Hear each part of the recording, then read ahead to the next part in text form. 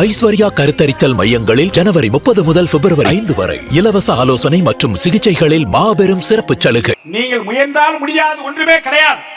சென்னை வீழ்ந்தால் தமிழ்நாடு வீழ்ந்தது. சென்னை வீழ்ந்தால் தமிழ்நாடு முழுவதும் ஆர்ப்பரித்து நம்ம தொண்டர்கள் ஊக்கம் பெறுவார்கள், ஆக்கம் பெறுவார்கள்.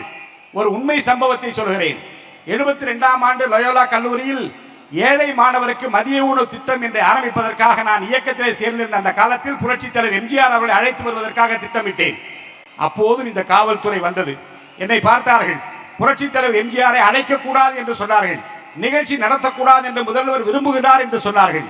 நான் நடத்துவேன் என்று சொன்னேன். ஏனென்றால் ஏழை மாணவருக்கு மதிய உணவு திட்டத்தை அவர் திருக்கரத்தாலே 11,000 ரூபாய் பணம் கொடுத்து இந்த திட்டத்தை ஆரம்பிக்க சொல்லி இருக்கிறார். நடத்துவேன் என்று சொன்னேன்.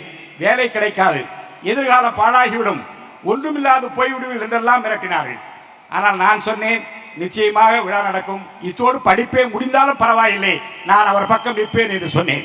என் தாய் தந்தையரை பார்த்தார்கள். அவர்களை பார்த்து மிரட்டினார்கள்.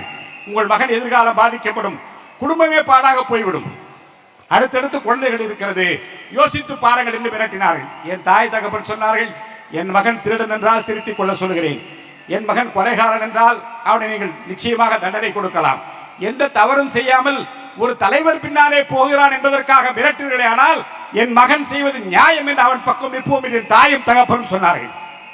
இதை நான் சொன்னதற்கு காரணம் என்ன என்றால், பின்னாலே ஒரு அதிகாரி வந்தார்.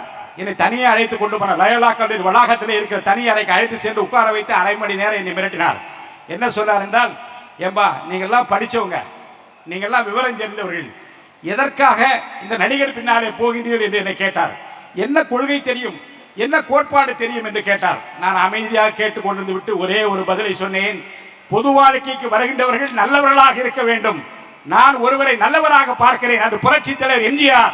இன்னொருவரை கெட்டவராக பார்க்கிறேன், எனவே நல்லவர் பின்னாலே நிற்கிறேன் என்று நான் சொன்னேன். இன்றைக்கு நான் பார்க்கிறேன், 72க்கு பிறகு இந்த தமிழ்நாடு இன்றைக்கு கண்டுபிடித்திருக்கிற ஒரு மாபெரும் தலைமைதான், அண்ணன் நல்லவர் தான், வல்லவர் தான் தளபதி விஜய் என்பதை இந்த நாடு ஏற்றுக் கொண்டிருக்கிறது. என் அருமை சென்னை மாநகரத்து செயல் வீரர்களே, என் அன்பு சகோதரர்களே, சகோதரிகளே, மீண்டும் சொல்லுகிறேன், வீழ்த்த முடியாத கோட்டை அல்ல இந்த சென்னை மாநகரம். வியப்பாலை விழிகளை உயர்த்துகிற அளவிற்கு ஒரு மாபெரும் மக்கள் சக்தி உங்கள் பக்கம் இருக்கிறது. நீங்கள் முயன்றால் முடியாது ஒன்றுமே கிடையாது. சென்னை வீழ்ந்தால் தமிழ்நாடு வீழ்ந்தது. சென்னை வீழ்ந்தால் தமிழ்நாடு முழுவதும் ஆர்ப்பரித்து நம்ம தொண்டர்கள் ஊக்கம் பெறுவார்கள், ஆக்கம் பெறுவார்கள். சென்னை மாநகரத்தை பொறுத்த வரைக்கும் நீங்கள் ஆற்ற வேண்டிய பணிகள் அநேகம் இருக்கிறது. நிச்சயமாக ஒன்றை சொல்கிறேன், நயவஞ்சகம் சூழ்ச்சிக்கு ஆட்பட்டு விடாதீர்கள், பிரிவினை சக்திகளுக்கு ஆட்பட்டு விடாதீர்கள். ஜாதி மத இன மொழி வேறுபாடுகளை எல்லாம் களைந்திருக்கிற நாள் நெருங்கி கொண்டிருக்கிறது.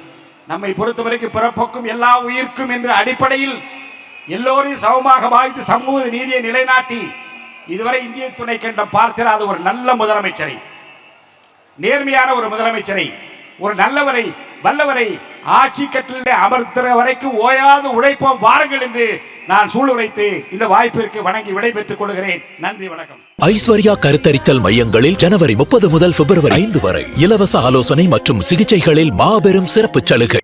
பிளே ஸ்டோர் மற்றும் ஆப் ஸ்டோரில் இருந்து பாலிமர் செயலியை QR கோடு மூலம் பதிவிறக்கம் செய்யுங்கள். செய்திகளை உடனுக்குடன் பெறுங்கள்.